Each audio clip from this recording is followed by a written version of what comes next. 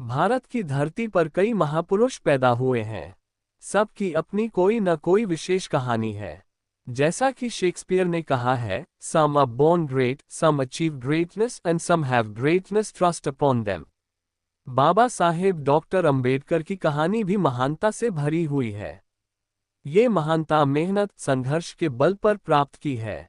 जिस फूल को हिंदुत्व के हिंदूपन ने पग पग पर कुचलने और मसलने की कोशिश की, वह फूल आखिर ऐसा खिला जिसने सिर्फ भारत को ही नहीं बल्कि संसार को भी अपने ज्ञान की महक से मोह लिया। बाबा साहब इस दुनिया में सिंबल ऑफ नॉलेज बनकर हमेशा के लिए अमर हो गए। 16 दिसंबर 1956 को बाबा साहेब भीमराव अंबेडकर को धर्मांतरण कार्यक्रम में भाग लेने हेतु मुंबई जाना था।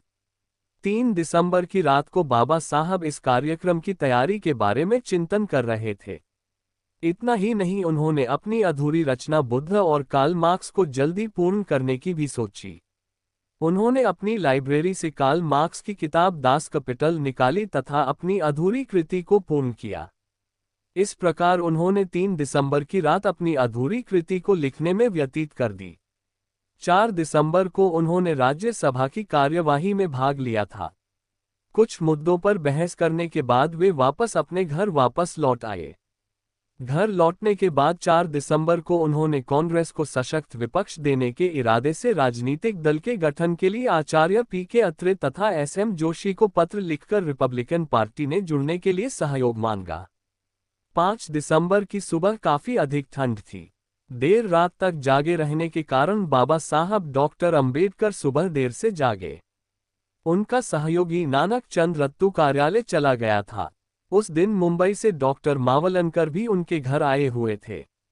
डॉक्टर सविता अंबेडकर मेहमान डॉक्टर मावलनकर के साथ सामान खरीदने के लिए बाजार चली गई। इस दिन डॉक्टर अंबेडकर पूरे दिन घर पर ही अकेले रहे। शाम होने पर रत्तू भी ऑफिस से घर लौट आया था, लेकिन देर शाम तक डॉक्टर सविता घर नहीं लौटी थी। उन दिनों बाबा साहब की तबीयत बहुत खराब चल रही थी। इस तरह मेहमान के साथ पूरे दिन देर तक घर से बाहर रहना बाबा साहेब को चुभ रहा था। वे कुछ परेशानी की हालत में लग रहे थे। जैसे जैसे सांयकाल का अंधेरा गहराता जा रहा था, वैसे वैसे डॉक्टर बाबा साहेब का गुस्सा भी चढ़ता जा रहा था, क्योंकि इतनी देर होने तक सविता जी घर नहीं पहुंची थी। बाबा साहेब का गुस्सा घर सभी नौकरों और रत्तू को साफ साफ नजर आ रहा था, क्योंकि बाबा साहेब डॉक्टर भीमराव अंबेडकर बार बार उनसे सविता जी के आने की खबर पूछ रहे थे। ये बड़ी सोचनीय बात है कि परिनिर्वाण से पहले दिन डॉक्टर अंबेडकर की कहानी बहुत ही कष्टदायक थी। रात के लगभग 8 बजे डॉक्टर मावलनकर और श्रीमती डॉक्टर सविता अंबेडकर घर पहुंचे। डॉक्टर अंबेडकर का गुस्सा 7वें आसमान पर था।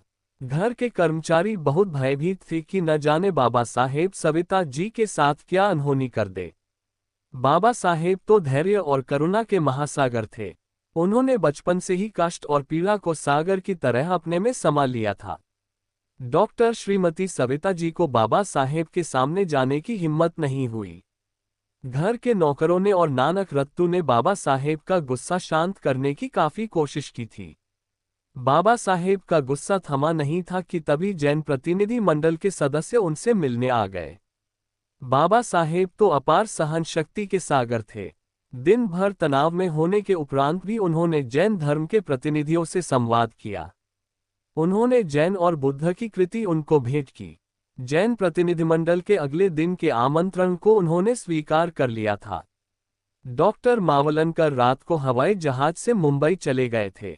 मेहमान और प्रतिनिधि मंडल के जाने के बाद बाबा साहेब डॉक्टर अंबेडकर की कहानी, जो उनके महापरिनिर्वाण से जुड़ी है, शुरू होती है।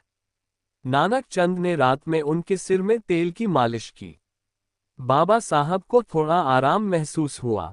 सोने से पहले रोज की भांति बाबा साहब बुद्धम शरणम का पाठ जपने लगे। उन्होंने उस रात चावल भी खाए थे, रेडियो पर गाने भी सुने थे। सोने से पहले उन्होंने कुछ किताबें अपने पास रख ली। श्रीमती सविता आम्बेडकर डॉक्टर भीमराव अंबेडकर के गुस्से से काफी डरी हुई थी। उनको अपनी गलती का एहसास हो रहा था। वह डर के मारे उनके करीब नहीं गई। 6 दिसंबर की सुबह जब सविता जी जागी तो उन्होंने खिड़की से झांक कर देखा। कमरे से कोई प्रतिक्रिया नहीं हुई। फिर सविता जी ने उनको आवाज लगाई, मगर बाबा साहेब तो बुद्धत्व में लीन हो चुके थे। अर्थात बाबा साहब इस दुनिया से सदा सदा के लिए विदा हो गए।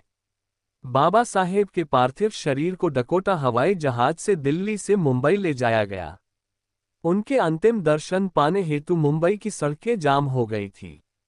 बाबा साहब के अनुयायियों की काफी भीड़ जमा थी।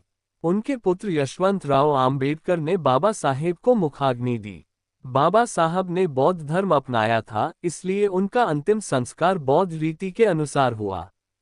बाबा साहेब की लोकप्रियता इतनी अधिक थी कि उनकी चिता के सामने उसी समय 50,000 लोगों ने बौद्ध धर्म को अपनाया था।